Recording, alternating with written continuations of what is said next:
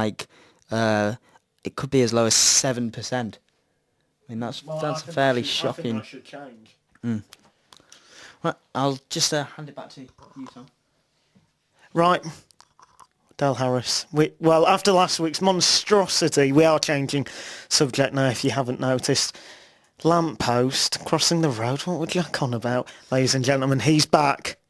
It's Del Harris with... Joke of the week. Well, I did hear about last week's monstrosity, so I thought I'd treat you this week to a couple of the top 10 jokes from the Edinburgh Fringe Festival 2012. There's one there's one here from Will Marsh, and he's going, I was raised as an only child, which really annoyed my sister. This is in the top 10, lad. You could laugh. That was pretty good, actually. And here's one that's really caught my eye. I'm good friends with 25 letters of the alphabet. I don't know why. By Chris Turner. I will just say what ruins these jokes is when the comedian saying them jokes laughs halfway through the joke. You know, it kind of does ruin it. And, well, from monstrosity of jokes to monstrosity of accents, ladies and gentlemen, it's Jack Elliott with Accent of the Week.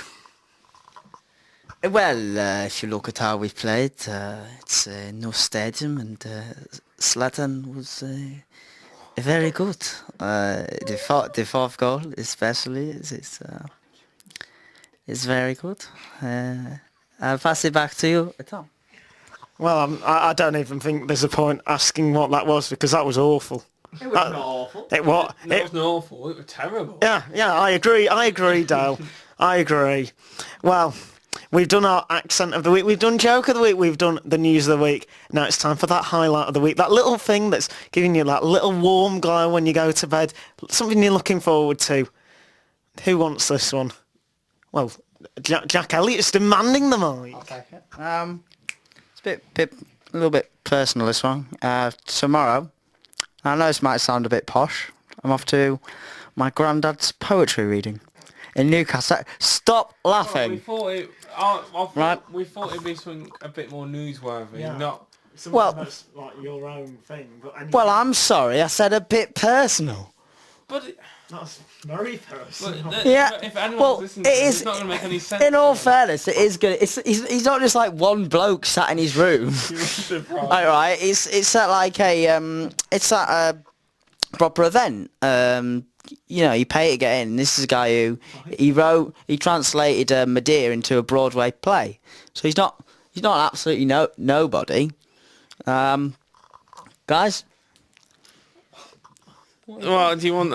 We want our opinion on it. Yeah, I do. I'll be honest, Jack. I'm not really sure where to start. I can say my past thing. I'm not really a fan of poems, so for me to kind of sell the idea to anyone listening about poems, I'm not quite sure I'm the right guy. So I'll pass this microphone on. Dale, what's your highlight of the week? Well, mine's kind of intertwined because it's got one that's coming up, but it's also linked into one that happened last night, and that was it's rugby based.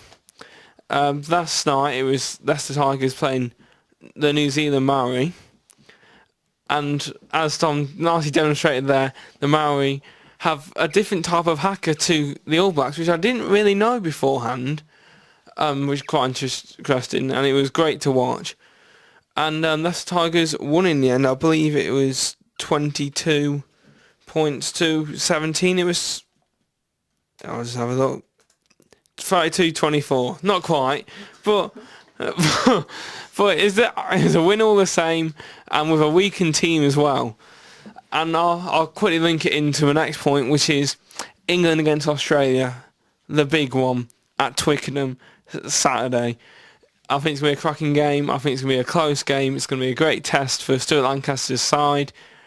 Lads, which way do you see it going?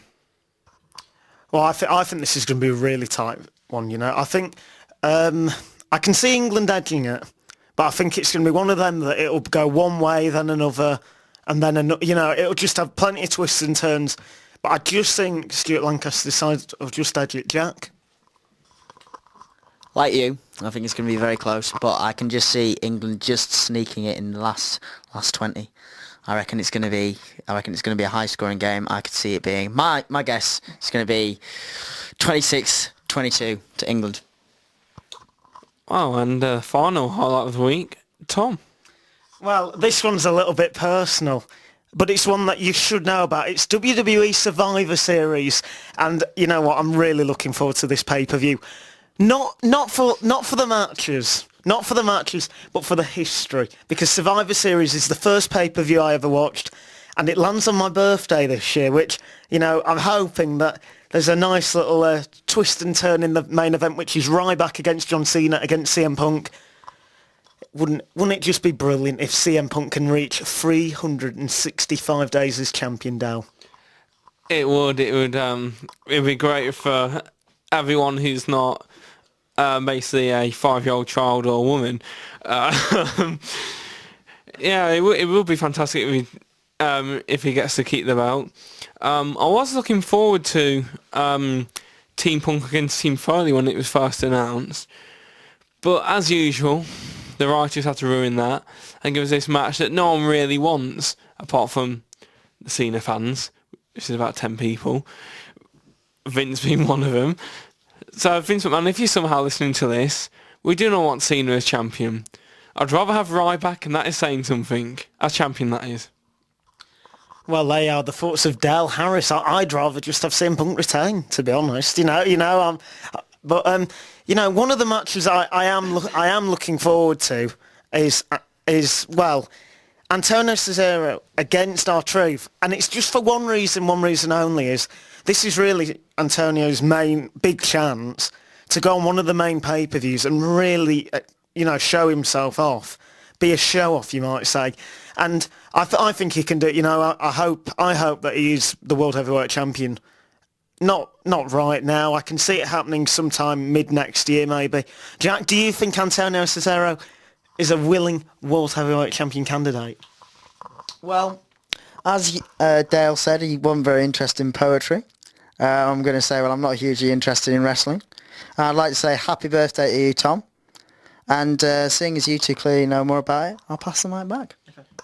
I don't think Bono or Edge, have a real interest in it.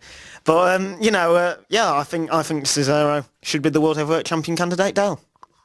What I'd like to see, it's been rumoured of a kind of power group, NWO type group being formed.